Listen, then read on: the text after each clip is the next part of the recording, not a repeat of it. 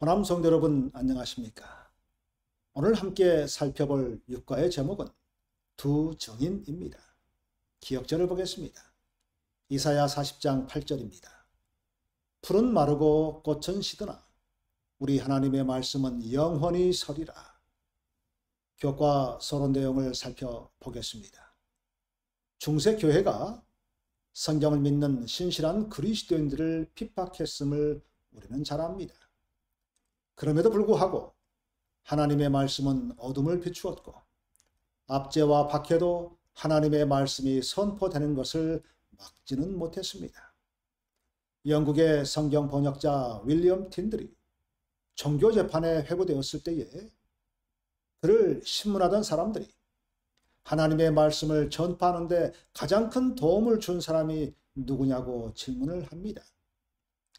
틴들은 곰곰이 생각하다가 더럼의 주교라고 대답합니다. 틴들을 신문하던 이들은 순간 충격을 받습니다. 왜냐하면 틴들을 핍박하고 성경을 없애고자 부도지도 애를 썼던 로마 교황권의 주교였기 때문입니다. 어안이 벙벙해져 있는 그들에게 틴들은 말합니다. 그 주교가 자신의 성경 번역본을 돈을 주고 사 모아서 공개적으로 불태운 적이 있다고 말합니다. 아마 주교는 성경을 없애기 위해서 돈을 주고 사서 태워버리는 방법을 택했던가 봅니다. 그런데 문제는 평소보다 비싼 값에 사 모았는데 그 덕에 틴들은 비싼 값에 판 돈으로 보다 더 많은 성경을 인쇄할 수 있었다는 것입니다. 주교의 덕을 틴들은 톡톡히 본 것인데 그 주교는 자신이 진리의 길을 크게 도왔다는 사실을 당시에는 결코 알지 못했을 것입니다. 참으로 역설입니다.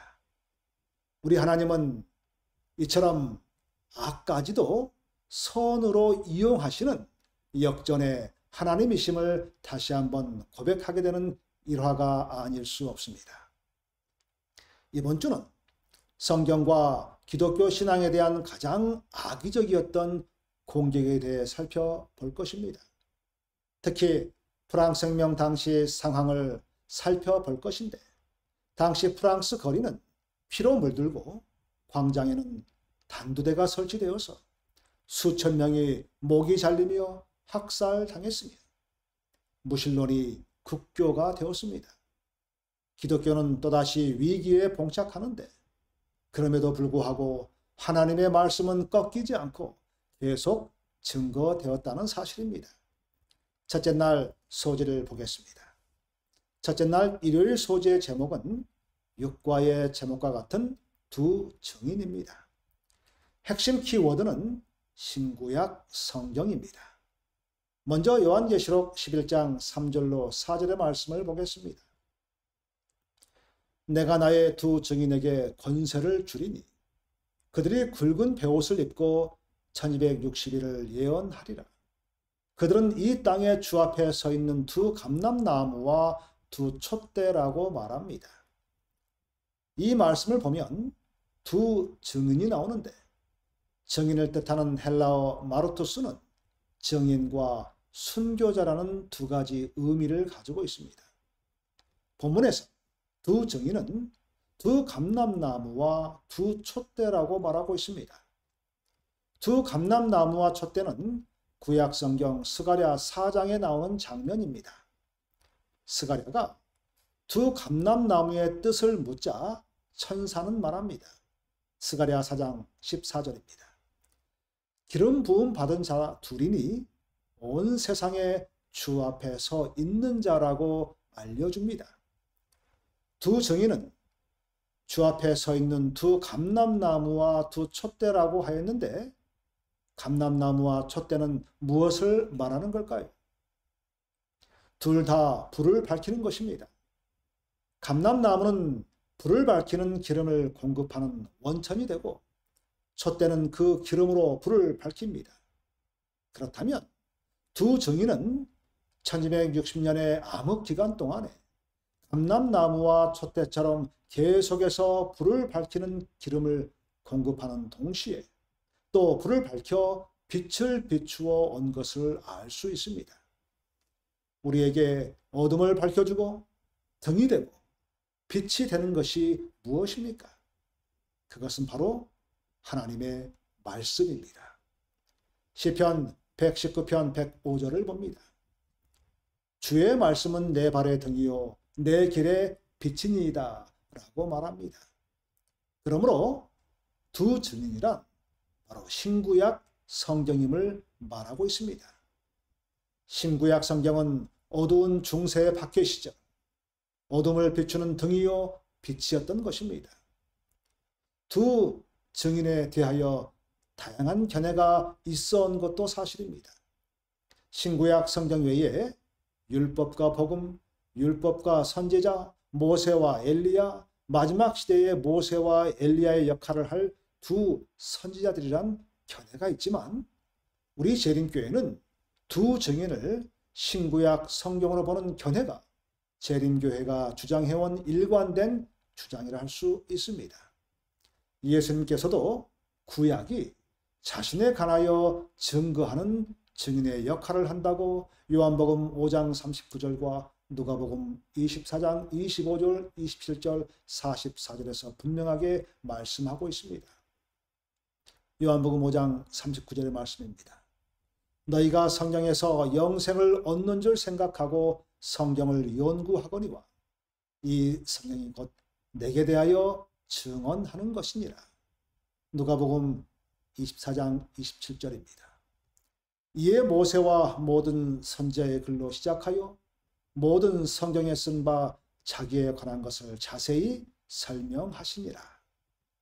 이 말씀들은 구약 성경은 영생의 근원이신 예수 그리스도를 증거하고 있는데 유대인들이 그 성경을 상고하면서도 그리스도를 배척하는 것은 모순이라는 말인 것입니다. 구약은 예수님을 증거하고 있고 신약은 예수님의 생애와 말씀, 대속적 죽음과 부활, 그리고 그분의 승천에 대하여 증거하고 있습니다. 요한계시록 11장 5절로 6절을 계속 보겠습니다.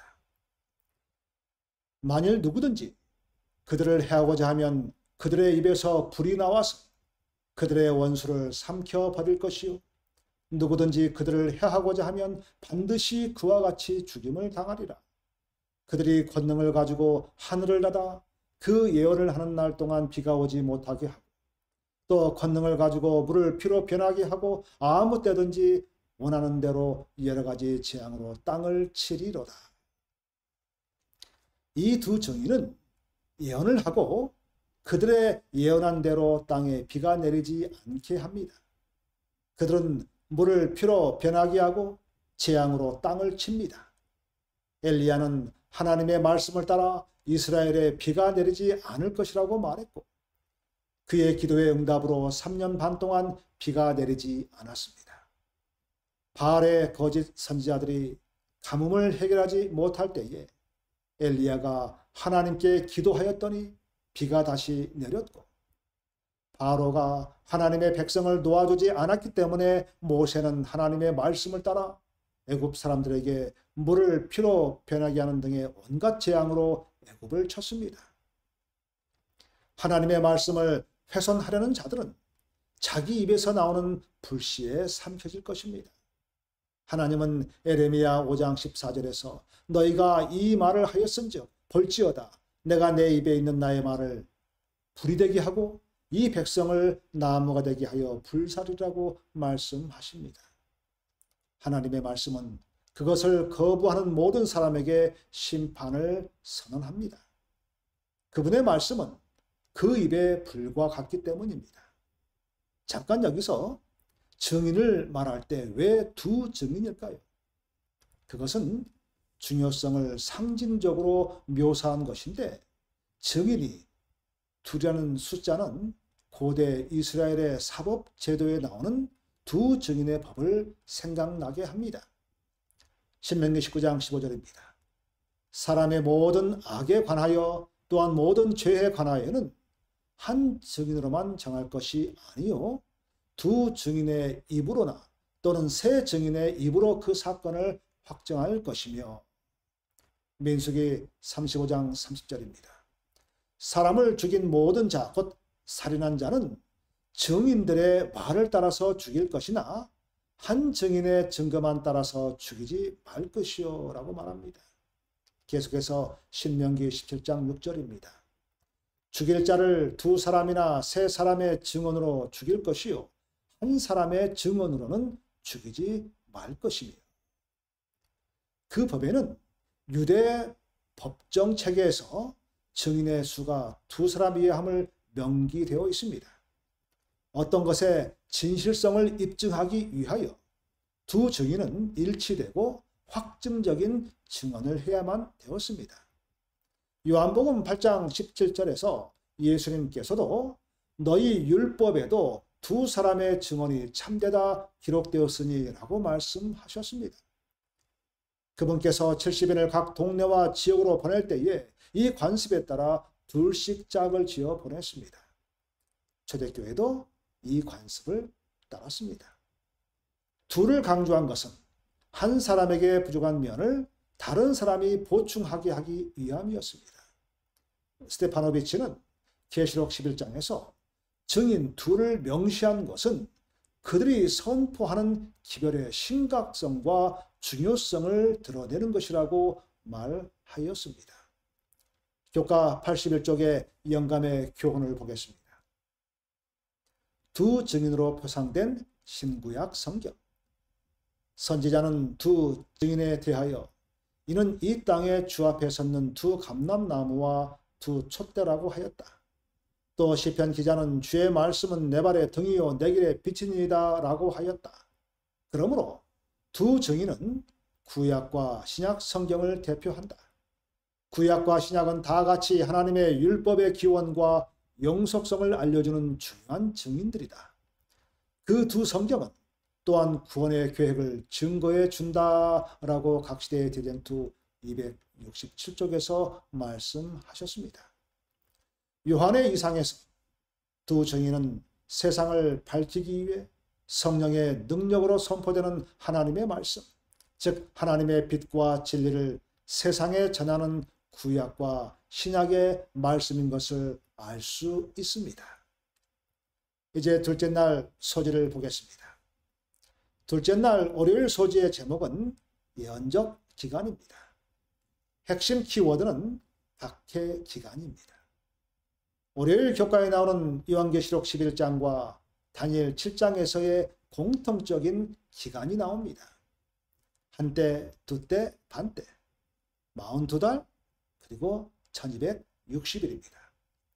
두 증인은 굵은 베옷을 입고 1260일을 예언할 것이라고 말씀하셨는데 이 기간 동안 하나님의 진리를 짓밟고 핍박하는데 하나님의 두 증인인 구약과 신약은 이와 같은 기간에 대해 예언하고 있고 이 예언은 동일한 기간을 서로 다른 방식으로 묘사한 것이라고 할 수 있습니다. 사과에서 이미 살펴본 바와 같이 로마 제국의 붕괴 후 일어날 작은 뿔 세력이 한때와 두때와 반때 42달 1260일 동안 하나님의 백성을 핍박할 그 기간은 서기 538년부터 1798년까지임을 우리는 잘 압니다. 흔히 성경의 권위가 부인되는 때면 인간의 권위가 등장하는데 인간의 권위는 하나님의 말씀을 존중하는 사람들에 대해 박해를 가하게 되는 것입니다. 이 기간은 1260년간 영적 암흑시대라 불리워졌던 교황권의 지배 시대였습니다. 교황권은 세속 권력과 연합하여 유럽 전역으로 그 권위를 넓혀 나갔고 1260년 동안 하나님의 말씀, 즉 하나님의 두 증인은 굵은 베옷을 입고 있었고 성경의 진리는 수많은 전통과 의식의 더미 아래에 숨겨져 있었지만 신구약 성경인 이 두 증인은 여전히 예언했고 여전히 성경 말씀은 전해졌다는 사실입니다.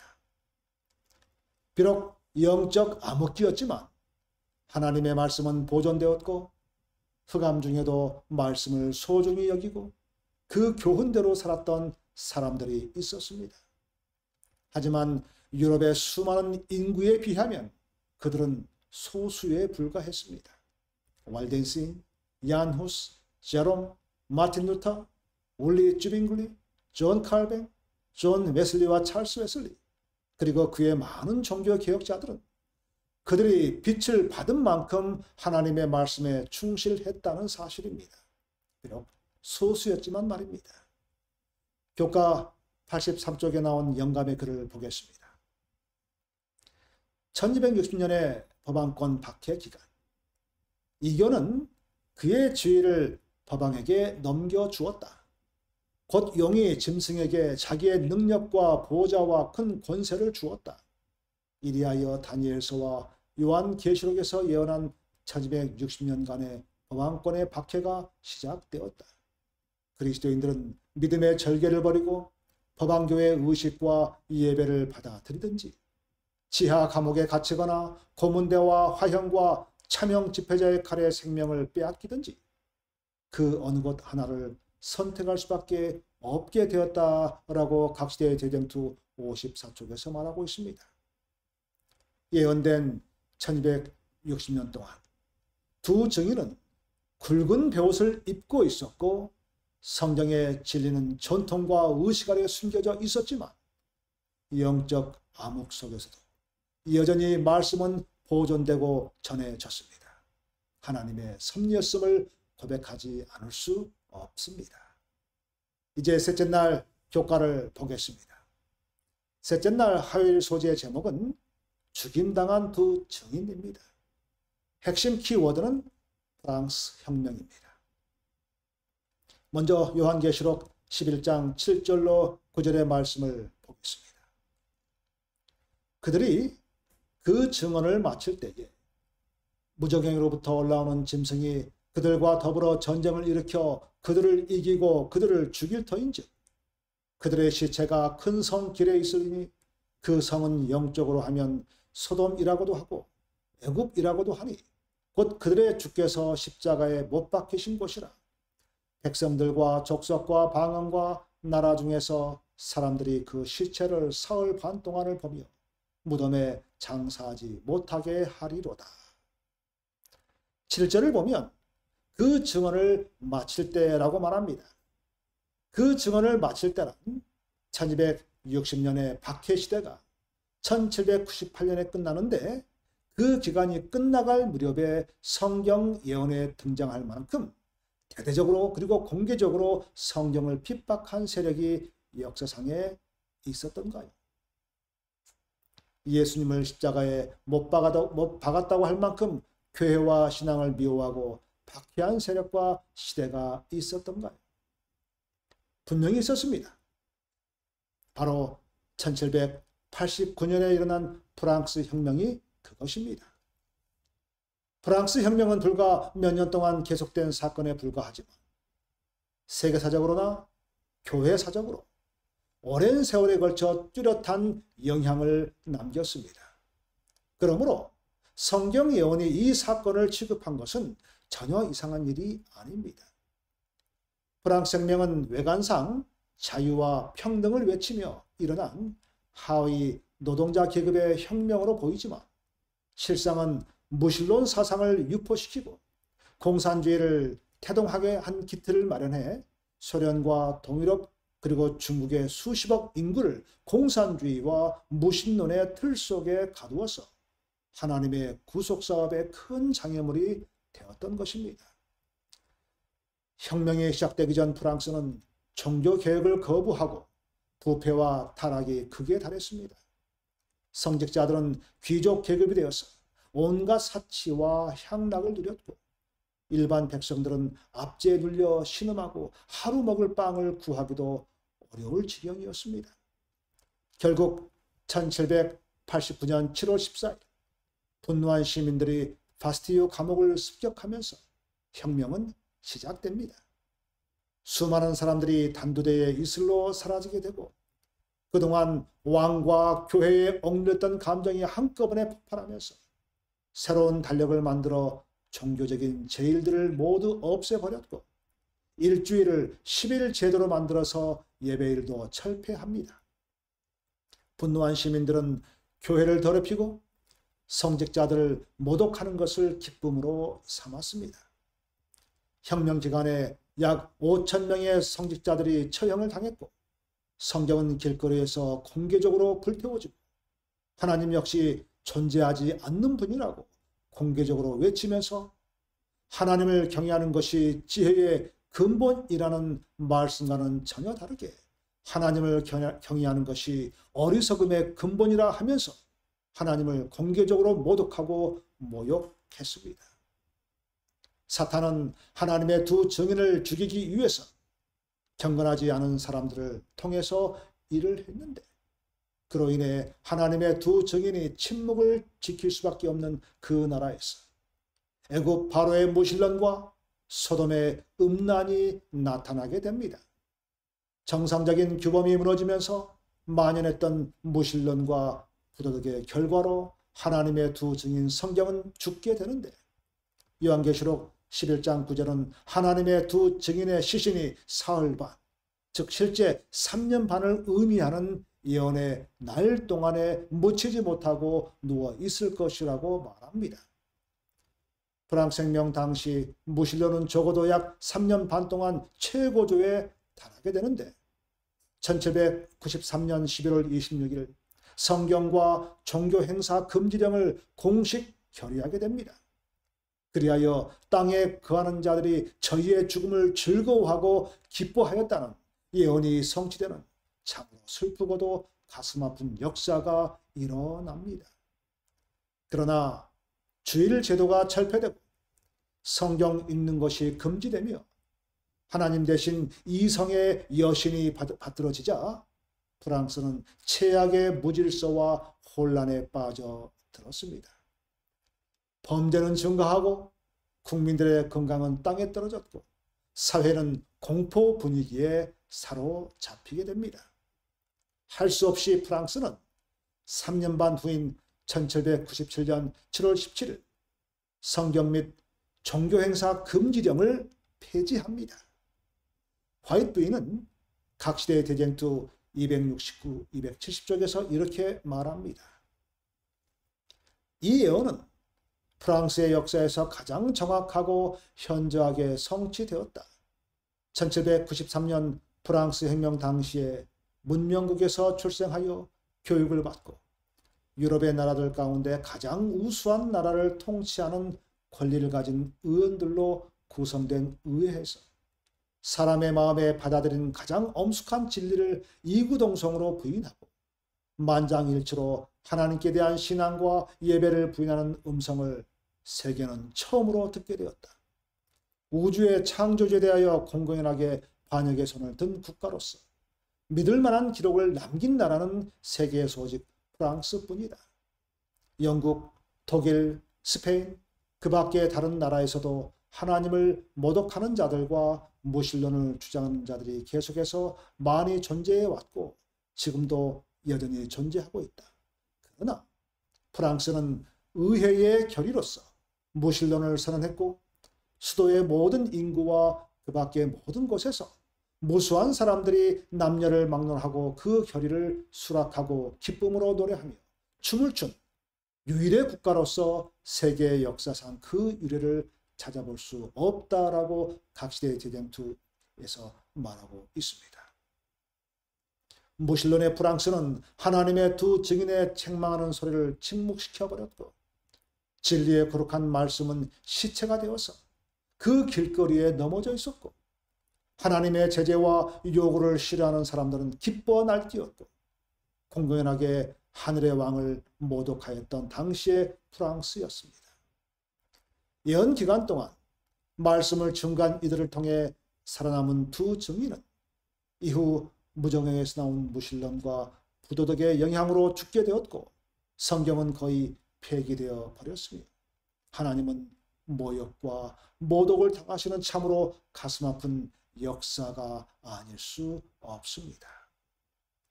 이제 넷째 날 소재를 살펴보겠습니다. 넷째 날 수요일 소재 제목은 부활한 두 증인입니다. 핵심 키워드는 부활한 성경입니다. 요한계시록 11장 11절을 보겠습니다.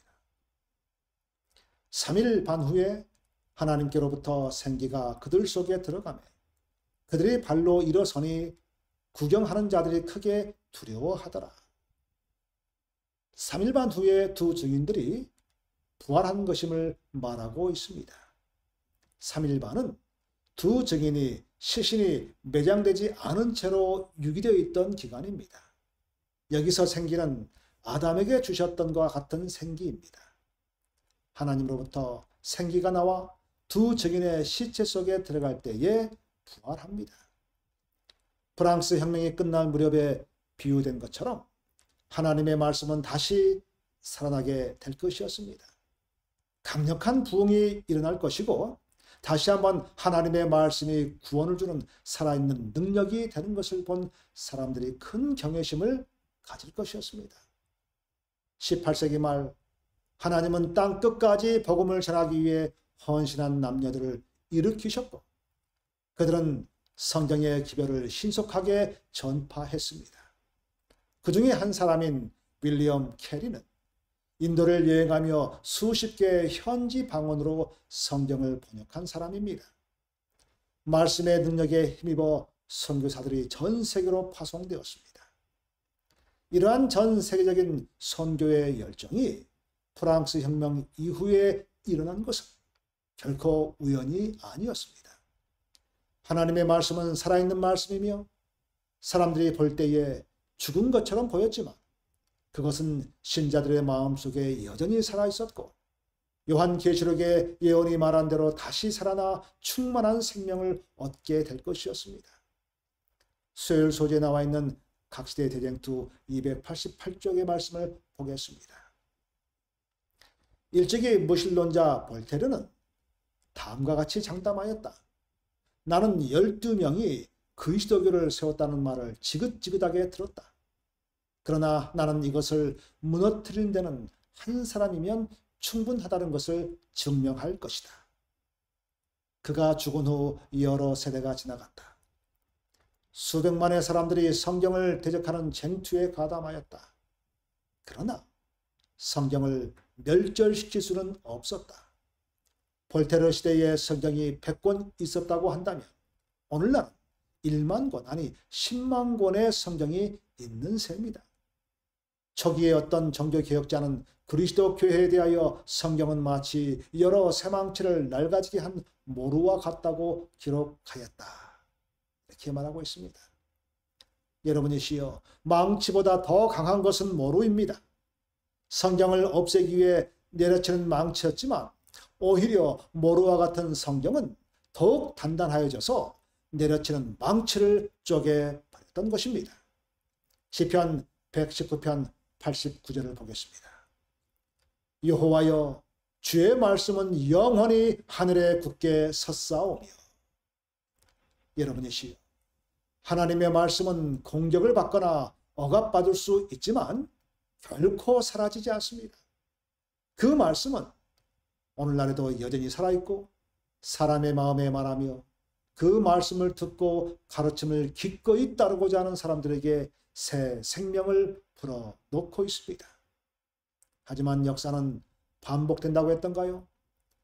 오늘날에도 여전히 그리스도인이라고 공언하는 사람들조차 성경의 의문을 제기하거나 인간적인 요소만이 전부인 양 지나치게 강조하는 등의 다양한 방식으로 성경의 권위를 훼손하므로 성경이 하나님을 명백하게 나타내고 있다는 사실은 거의 잊혀진 채 하나님의 진리가 훼손되고 있습니다.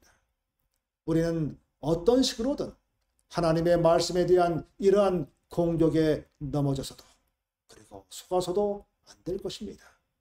교과 87쪽의 영감의 교훈을 보겠습니다. 이전보다 더 높임받은 두 증인, 하늘로부터 큰 음성이 있어 이리로 올라오람을 저희가 듣고 구름을 타고 하늘로 올라가니 저희 원수들도 구경하더라. 프랑스가 하나님의 두 증인에 대하여 도전하였으므로 그 두 증인은 오히려 전에 없이 높임을 받았다. 1804년에 영국 성서공회가 조직되었다. 그 후로 유럽 대륙의 이와 유사한 조직체들과 지부들이 형성되었다. 또한 1816년에는 미국 성서공회가 창설되었다라고 각시대 제전투 287쪽에서 말하고 있습니다. 1798년 프랑스 혁명이 끝난 후 성경은 생기를 얻게 됩니다. 때마침 제지역과 인쇄술이 발달하여 성경을 비싸지 않게 출판하게 되었고 1804년에 영국 성서공회, 1816년에 미국 성서공회가 설립되어 성경을 대량으로 보급하기 시작하였고 수많은 선교사들이 전 세계로 파견되면서 실로 19세기는 위대한 선교의 시대가 되었습니다. 성경은 오늘날도 베스트셀러 중에 베스트셀러입니다. 2022년도 기준 전 세계에 3,254개의 언어로 성경은 번역되었고 전 세계 58억 명이 성경 전서를 갖게 되었으며 자신의 언어로 번역된 신약 성서를 갖게 된 사람들은 8억 4,500만 명. 부분적으로 번역된 성서를 갖게 된 사람들도 4억 5,400만 명이라고 합니다. 실로 엄청난 성경의 부활이라고 얘기할 수 있는 것입니다.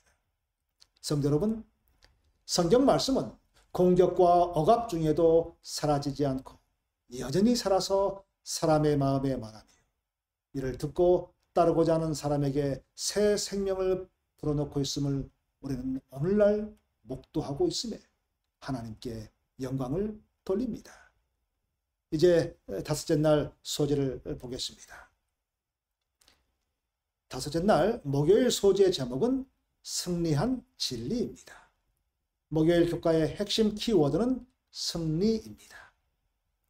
요한계시록 11장은 프랑스 혁명을 통해 교회를 파괴하고 하나님에 대한 믿음을 없애려는 사탄의 시도로 시작하지만 악의 정사와 권세에 대한 하나님의 나라의 승리로 마무리됩니다. 계시록 11장 15절과 18절을 보겠습니다. 일곱째 천사가 나팔을 불매 하늘에 큰 음성들이 나서 이르되 세상 나라가 우리 주와 그의 그리스도의 나라가 되어 그가 세세토록 왕 노릇 하시리로다 하니 18절 이방들이 분노하며 주의 진노가 내려 죽은 자를 심판하시며 종 선지자들과 성도들과 또 작은 자든지 큰 자든지 주의 이름을 경외하는 자들에게 상 주시며 또 땅을 마귀한 자들을 멸망시킬 때로소이다 하더라.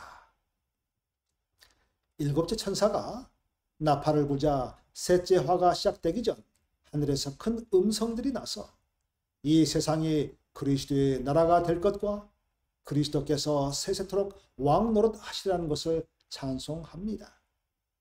이 말씀은 예수님께서 재림하실 때와 마지막 심판이 심판의 때에 있을 일을 요약하여 보여주고 있습니다.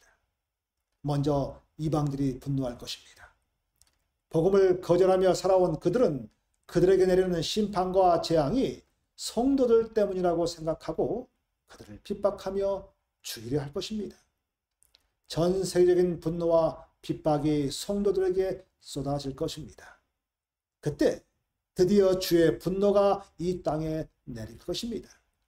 오래 참으셨던 은혜의 시기는 끝나게 됩니다. 하나님께서 영원한 왕국을 세우시고 통치하실 것이며 하나님의 신실한 백성들은 옹호될 것입니다. 이 세상의 왕국이 우리 주님의 왕국이 됩니다. 마침내 그리스도께서 승리하시고 악은 멸망합니다. 사탄은 패하고 의의 강물이 흐르며 진리가 다스립니다. 우리는 화이트 부인의 다음 권면을 마음에 깊이 새겨야 할 것입니다. 사람의 권위 위에 세워진 것은 무엇이나 전복될 것이다. 그러나 하나님의 변함이 없는 말씀의 반석 위에 세워진 것은 영원히 서 있을 것이다. 각시대 대전투 288쪽의 말씀이었습니다. 여러분이시여, 우리에게 어떤 일이 생기거나 간에 중요한 것은 말씀의 반석 위에 흔들림 없이 굳게 서 있는 것입니다. 지금은 흔들림의 시대임을 잊지 말아야 할 것입니다. 요한계시록 11장 19절을 보면 하늘에 있는 하나님의 성전이 요한의 눈앞에 펼쳐집니다. 이에 하늘에 있는 하나님의 성전이 열리니 성전 안에 하나님의 언약궤가 보이며 또 번개와 음성들과 우레와 재진과 큰 우박이 있더라. 모든 구원의 역사가 마치는 이때 다시 한번 하나님의 성전이 열리며 언약궤가 보이고 있습니다. 언약궤 안에는 십계명이 들어 있습니다. 지금까지 사람들은 하나님의 계명을 무시하며 살아왔습니다. 심지어 자칭 그리스도인이라고 하는 사람들도 십계명을 등한히 여겨왔습니다. 안식일을 기억하여 거룩히 지키라는 넷째 계명의 주의를 기울이는 사람은 거의 없었습니다. 그들은 거룩한 안식일을 일요일로 바꾸고도 양심의 가책을 느끼지 않았습니다. 그들은 거룩한 안식일을 무시하고 하나님의 계명을 어기면서 그리고 모두 범한 것 같은 그들은 그 말씀들을 그 예민한 말씀들을 굳이 예민하면서 그들은 불순종했습니다. 하지만 마지막 때에 그 모든 불순종은 심판을 받게 됩니다. 번개와 음성들과 내성과 재진과 큰 우박은 하나님의 계명을 무시하고 순종하지 않은 이 세상에 임한 엄숙한 재앙과 심판을 상징하고 있습니다. 여러분이요, 우리가 결코 잊지 말아야 할 것은, 우리가 언제나 감사하는 것은 성전이나 계명이나 심지어는 심판까지도 그 근본 정신은 사랑이고 우리의 구원을 위해 존재한다는 사실입니다. 영감의 교훈 89쪽을 보겠습니다. 거기서 구속받은 사람들은 그들을 십자가에 달리신 구주께로 인도한 사람들을 만난다. 그들은 연합하여 인간에게 하나님의 생명과 같이 영원한 생명을 주시기 위하여 돌아가신 분을 찬양하게 된다. 대쟁투가 끝났다. 모든 고난과 투쟁은 끝났다.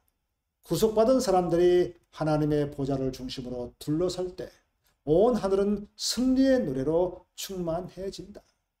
모든 사람들은 죽임을 당하시고 우리를 하나님께 구원해 주신 어린 양의 찬송을 받으시기에 합당하도다고 기쁜 노래를 부른다라고 출애굽기서 506쪽에서 얘기합니다.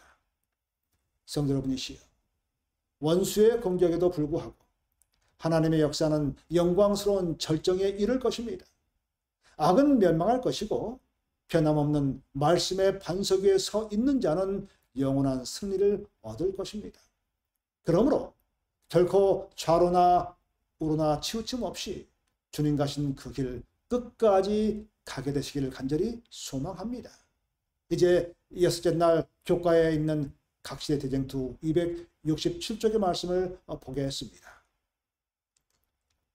성경이 종교와 세속의 권세에 의하여 주방되었을 때 성경의 증거가 곡해되고 사람들과 악마들이 성경으로부터 사람들의 마음을 돌이키게 하고자 온갖 연구와 노력을 기울이고 있는 동안 성경의 거룩한 진리를 대담하게 증거하는 사람들이 수색당하고 배신당하고 고문을 받고 감옥에 갇히고 믿음 때문에 순교를 당하거나 깊은 산속과 땅속의 동굴에 도피할 수밖에 없는 처지가 되었을 때 그 충성된 증인들은 베옷을 입고 예언하였다. 그리고 그들은 1260년의 전 기간을 통하여 증거하였다. 그들은 그처럼 가장 어두운 시기에 하나님의 말씀을 사랑하고 그분의 영광을 위하여 열성을 다한 충성된 사람들이다. 충성된 그 종들에게는 그 전 기간에 하나님의 진리를 선언할 지혜와 능력과 권위가 부여되었다. 각시대 대쟁투 267쪽의 말씀이었습니다. 믿음의 선배들은 이처럼 가장 어두운 시기에 하나님의 말씀을 사랑하고 그분의 영광을 위하여 열성을 다한 충성된 사람들이었습니다. 이제 우리들이 그들이 보여주었던 삶의 모습을 보여줘야 합니다. 말씀의 반석 위에 굳게 서서 오실 예수 그리스도를 증거하는 말씀의 사람, 재림 성도들이 되심으로 예수 그리스도의 증인으로 살아가시기를 바라면서 교과 말씀 마치겠습니다. 감사합니다.